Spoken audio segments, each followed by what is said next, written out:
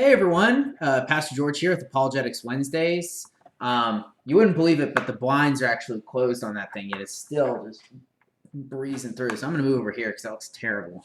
Uh, all right, hey everyone, we're doing Apologetics Wednesdays again, and we're going to do the Mormons. We're going to finish up. And last time I talked about authority with you guys, right, and how they put a lot of emphasis on personal um, interpretation and personal encounter with God, right, as their source of authority, while we use our source authority as the Bible.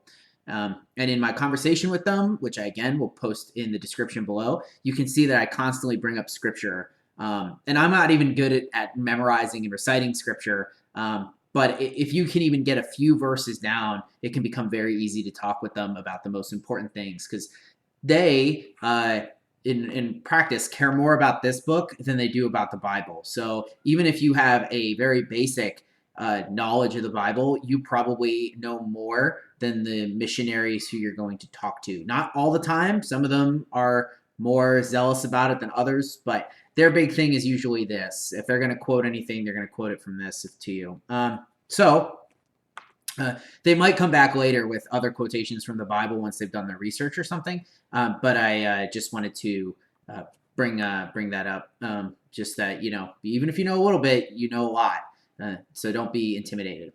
And we're going to talk about the Book of Mormon itself. And someone else asked me a question about the Mormon beliefs that we talked about in my discussion with them. And I'm not going to use my Friday question for it because I have a few questions already filling up that mailbag.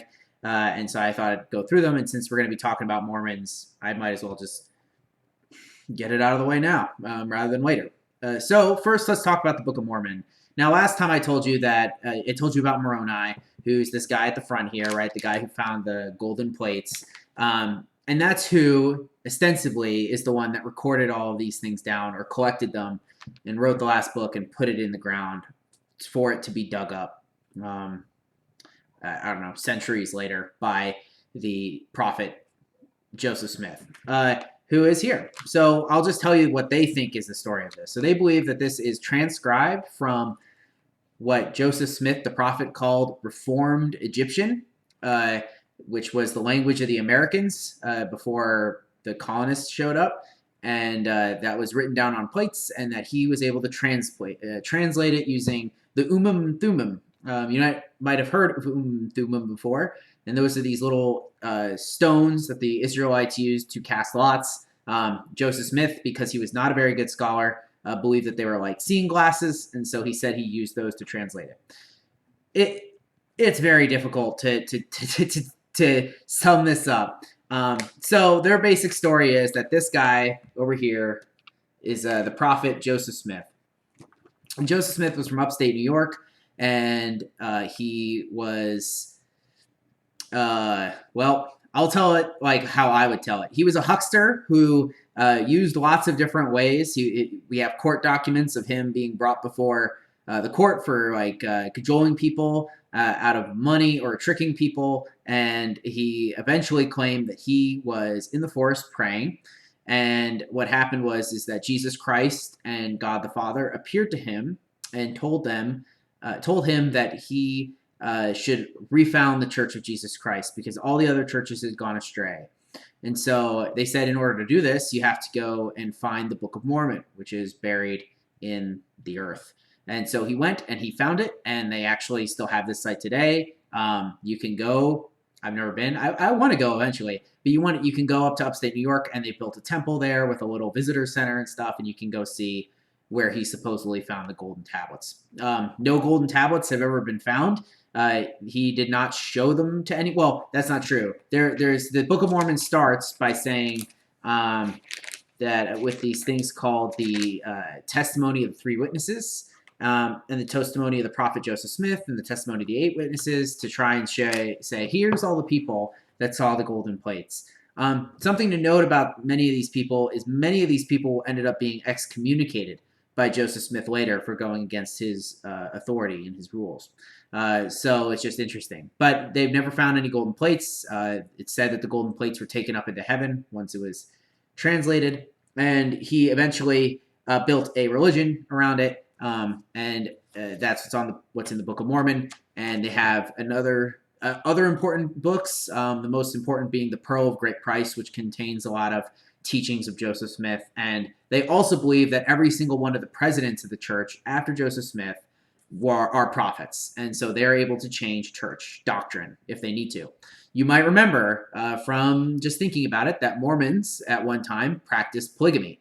This was the case under Joseph Smith and his successor, Brigham Young, who took them out to Utah, which is where they were for basically ever until more recently. And they practiced polygamy until they wanted to become a state, and the United States said, we are not allowing anyone who practices polygamy to become a state, so you have to get rid of it. And then God, or of course, cynically, they got a revelation that said they didn't have to practice polygamy anymore, and so they stopped. In the 1970s, they got a revelation that black people could become priests, could be ordained in the Mormon Church, because before that they were seen as lesser than white people, because this is a religion that was born in the 1800s and is full of it as far as its understanding. What they believe is they believe that the lost tribes of Israel sailed to the United States, and you can see that here, where they are on the little ship. They sailed to the United States, and there they set up a different civilization, and they became the Native Americans. And you can see here on the right, or right here, of them kind of fighting. And the Book of Mormon describes a bunch of wars that happened. And then you might remember that Jesus Christ, when he left, he left, right? But they say that he left and he came to the Americas to preach his gospel. So they also have this image in here to show him preaching to the Native Americans or to the Israelites. And then he leaves and they fight and they're all wiped out. And the only one to save their record is this guy named Moroni, right? Who buries the plates in the ground to be found by Joseph Smith. So of course, already I'm sure hundreds of bells are going off, right? In the sense of this doesn't line up with history. This doesn't line up with the Bible. This doesn't line up with tons of things. And you're 100% right. It doesn't. It is a religion that was founded, if you want to be more cynical, you could say it's a cult, that was founded by a guy who very much seemed like he wanted to just take advantage of people because that's what he was doing. And he ended up tricking people into following him. And they've kind of followed and built on his teachings ever since, which is very, very sad. And they've added a lot of teachings that were not part of Joseph Smith's original thing. But one of their big ones is the one that someone had a question about. Joan asked me, what's the deal with these Mormons and their spirit, the belief in the pre-spirit form, right? So we as Christians believe that we did not exist prior to, being conceived, that God always had a plan for us to exist, but we weren't just floating out there and then got bodies, right? Well, the Mormons believe that we were spirits and then we were given bodies. And so they don't really have any scripture to back that up in terms of being very specific. That comes from later revelations from Joseph Smith and other prophets. Their big thing is that they believe that when they die, they will become gods and be given their own planets to rule over. Again, not talked about in the Bible, not talked about in the Book of Mormon, talked about later by prophets and things like that. So it sounds ridiculous, and I don't mean to say that that's what makes it wrong, right? Already we believe in a guy who raised from the dead, and that's pretty ridiculous. But the difference there is that we have a bunch of eyewitness testimony, and the people who believed in that were willing to go to the death for it, right? Joseph Smith was not willing to die for what he did. He was killed by an angry mob, believe it or not. Before killing two of them, he himself was then killed. But the reason he was killed by an angry mob is because he was burning a local printing station who was printing something mean about him. He founded his own army. He used clearly his ability as a prophet in order to marry many women, sometimes with consent of the husbands, sometimes not. And it is said that and Brigham Young, his successor, accused his Joseph Smith's wife of trying to poison him. It really just goes to show that this was a toxic environment, right? A toxic environment founded by toxic ideology. Doesn't mean that some of the things that he teaches his followers is bad, right? Like clearly the guys I'm talking to are incredibly nice. If you run into Mormon people, they're incredibly nice, right? That's actually kind of what they're known for. They're kind of being known for being overly nice and almost fake. But that's a big part of them, right? They're really nice people. But the guy who founded them was a charlatan and a huckster, just as Christ would be if Christ wasn't God, right? If Christ isn't God, then he's a charlatan too. And so that's the thing. So I hope that answers a little bit more about the Book of Mormon.